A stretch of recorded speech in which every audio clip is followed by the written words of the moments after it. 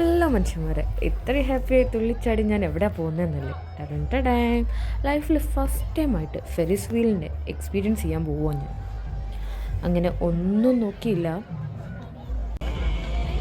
നേരെ പോയി ടിക്കറ്റ് എടുത്ത്. ഞാൻ ഗ്ലോബൽ വില്ലേജ് പോകാമെന്ന് പറഞ്ഞപ്പോൾ ഒറ്റയ്ക്ക് ഗ്ലോബൽ വില്ലേജ് പോകാം, നിനക്കെന്താണോ ഈ പ്രാന്താണോ എന്ന് ചോദിച്ചാൽ ഒരുപാട് പേരുണ്ട്. ശരിയാണ്, ചെറിയൊരു കിറുക്കെനിക്കുണ്ട്. പൊലിവിച്ചിരി കൂടുതലായതുകൊണ്ട് ചെറുതായിട്ട് നമുക്കൊന്ന് എൻട്രൻസ് വരും. നേരെ ചെന്ന് കയറി കൊടുത്തത് എക്സിറ്റിലോട്ടാണ്. ആ കണ്ട സ്റ്റെപ്പെല്ലാം കയറി അങ്ങ് എത്തിയപ്പോൾ അയാൾ പറയുക, ഇതല്ല മോളെ വഴി, അപ്പുറത്തൂടെ വരണമെന്ന്. പിന്നെ അതേ സ്പീഡിൽ അതങ്ങ് താഴെ ഇറങ്ങി അപ്പുറത്തൂടെ വന്നു. ഇവിടെ നിൽക്കുന്ന ചേട്ടൻ ചോദിക്കുക, മോളെ നീ ഒറ്റയ്ക്കേ ഉള്ളൂ എന്ന്. അപ്പം ഞാൻ വിചാരിച്ച് എന്നെപ്പോലെ ഒറ്റയ്ക്ക് വന്ന ആരെങ്കിലും കൂടെ കയറ്റുമെന്ന്. ബട്ട് ഇല്ല ഗൈസ്, എൻ്റെ ഒറ്റയ്ക്ക് ആ കൂടാരത്തിൻ്റെ ഉള്ളിലിട്ട് ആ ചേട്ടനങ്ങ് കഥ കടച്ച്.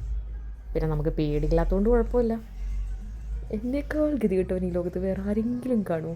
ഫസ്റ്റ് ഫെറീസ് വീൽ എക്സ്പീരിയൻസ്, അതും ഒറ്റയ്ക്ക്. ഈ കൊറിയൻ ഡ്രാമാസ് കണ്ട് ഇൻസ്പയർഡ് ആയിട്ടാണ് ഞാൻ ഫെറീസ് വീൽ എക്സ്പീരിയൻസ് ചെയ്യാമെന്ന് വിചാരിച്ചത്. ഒരുവിധം കൊറിയൻ ഡ്രാമാസിലൊക്കെ ഈ ഫെറീസ് വീലിൻ്റെ ഏറ്റവും ടോപ്പിലെത്തിയിട്ട് ഒരു കിസ് സീൻ അത് പതിവാണ്. ബട്ട് എൻ്റെ ഒരു അവസ്ഥ ആലോചിച്ച് നോക്ക്, ഇനിയിപ്പോൾ ഞാൻ ചില്ലിനെ കയറി കിസ് ചെയ്യേണ്ടി വരും. എൻ്റെ മക്കളെ, അത്ര ടോപ്പിലെത്തിയപ്പോൾ കാണുന്ന വ്യൂ ആണ് ഇത്. ഗ്ലോബൽ വില്ലേജിൻ്റെ ഓൾ വ്യൂ നമുക്കിതിൻ്റെ മുകളിലിരുന്ന് കാണാൻ പറ്റും. ഒറ്റയ്ക്ക് പോയോണ്ട് എന്നെ വീഡിയോ എടുത്തു തരാനൊന്നും ആരും ഉണ്ടായില്ല. സോ ഞാൻ തന്നെ എൻ്റെ വീഡിയോ എടുത്തു. മുകളിലോട്ട് കയറിയപ്പോൾ വലിയ പ്രശ്നം ഉണ്ടായിരുന്നില്ല, പക്ഷെ ഇപ്പോൾ താഴോട്ടിറങ്ങുമ്പോൾ ചെറുതായിട്ട് തല കറങ്ങുന്നുണ്ടോ എന്നൊരു ഡൗട്ട്.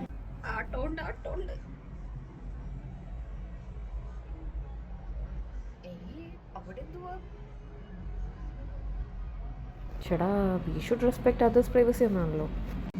അവരേലും എൻജോയ് ചെയ്യട്ടെ അല്ലേ. വിഷമമൊന്നുമില്ല, എന്നാലും ചെറിയൊരു സങ്കടം.